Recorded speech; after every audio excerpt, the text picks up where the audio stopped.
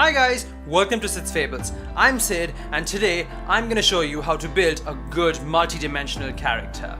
Now characters are very important. They are the lifeblood of any story, and a well-developed character is basically the difference between a great story and a bad one.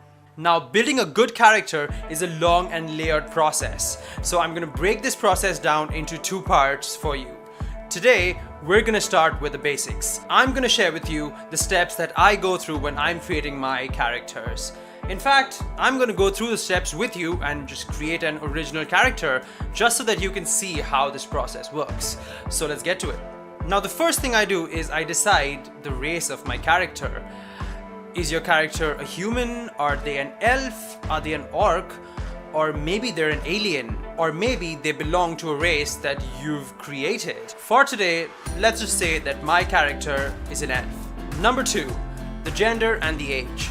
Now, the race that you chose influences this part quite heavily, because if I say that my character is 94 years old, for an elf that is very young, but for a human that is very, very old. So if you have created a new race, make sure you keep that in mind as well. Now gender is quite important as well. It basically showcases not only how your character identifies, but even how other characters address them. Today, let's say that the character I'm creating is a 94-year-old female elf. The third thing you need to decide is their alignment. Alignment basically is a representation of their moral compass. Is your character very principled and do they follow their morals very strictly, or are they more on the freer side where they do what they want and only care about their personal benefit? Alignment adds a lot of character to your character. It even adds a lot of personality and helps you determine what goals this character is going to pursue. Today, I'm going to say that my character falls in the gray area. They're not entirely bad, they're not entirely good either. The next thing you decide is their backstory. Now, a backstory is very important, for it forms the foundation of your character. A good backstory that leaves you hanging but gets resolved somewhere later is a very satisfying thing. A backstory also influences how your character looks, where they come from, what they want, and a whole bunch of other things. Today, I'm going to say that my elven character was originally born in the woods, but as a young child, she was kidnapped by dark elves and has been raised in the underground community of dark elves. The next thing I do is decide the occupation of my character. What do they do for a living, if they do anything? If they don't have an occupation, how do they get by? Who takes care of their expenses? How do they gain the things that they need to live? When I'm deciding my character's occupation, I like to break it down into 3 parts. The title of the occupation, how skilled my character is at performing the occupation, and how do they feel about their job? Do they like it? Do they hate it? Do they have no feelings? It could be anything. Today, let's say that my character is a thief. They've spent their childhood stealing from surface dwellers, and they're okay at it. They're not the best thief, but they're certainly not the worst. They do have sticky fingers for sure, and frankly, they don't have any feelings about their occupation. It's just the life that they've always known, and that's how they've always been living. The next thing I come to is their living arrangement. Where does this character live? Do they live in a huge mansion? Do they live in a small tent in the woods? How do they live?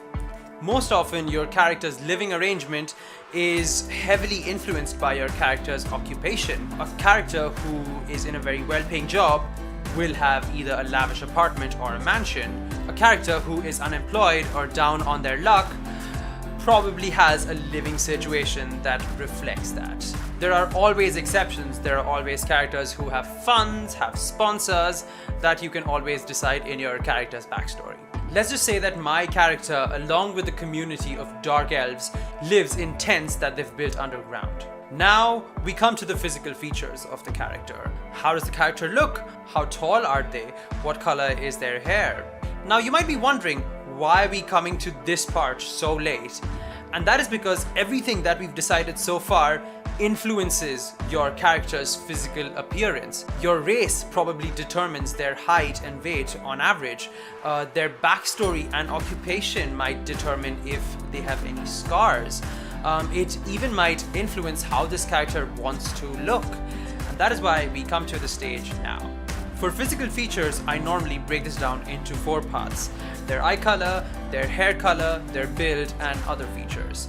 Let's just say that my character has hazel eyes, their hair is dark brown, but since they live in a community of dark elves, and dark elves normally have stark white hair, my character really wants to fit in with the community, so she obsessively bleaches her hair for it to look stark white. Let's also say that my character has a very lean build because they're a thief, and a lean build allows them to blend into shadows and slip past and just be unnoticeable in general. For other features, let's just say that they have a scar on their left eyebrow that they got from the first time that they went to steal something and got caught. Now that so much of our character is already built, we come to the goal. What does your character truly want from life? What is their desire? What keeps them waking up every morning and going out into the world? This is very important as this will be a very crucial part of your story. For my character, let's just say that they want to go out there and find their true family. They've always lived in darkness, they've lived in a community that's not completely their own, and they want to know where they come from. What is their origin? Once you decide this, now we come to our final step. Your character's flaws. Flaws are extremely important because it makes your character more relatable, more real, more multidimensional. A perfect character with no flaws is always very boring. So give your character some good flaws and play around a bit. Don't forget that the backstory, their occupation, and other factors that we've already discussed will affect their flaws. For my character, let's say that they're afraid of bright lights. They've been living in darkness most of their life. They go out at night to steal, therefore bright lights scares them. And there you have it. In a couple of steps, we've made a good multi-dimensional character with an interesting backstory, an interesting goal, and some pretty cool features.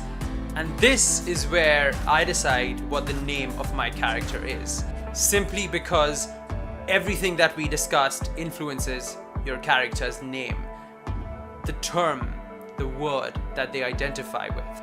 If you are someone who likes to start out with your character's name, that's completely fine. This is just the step that I like to take.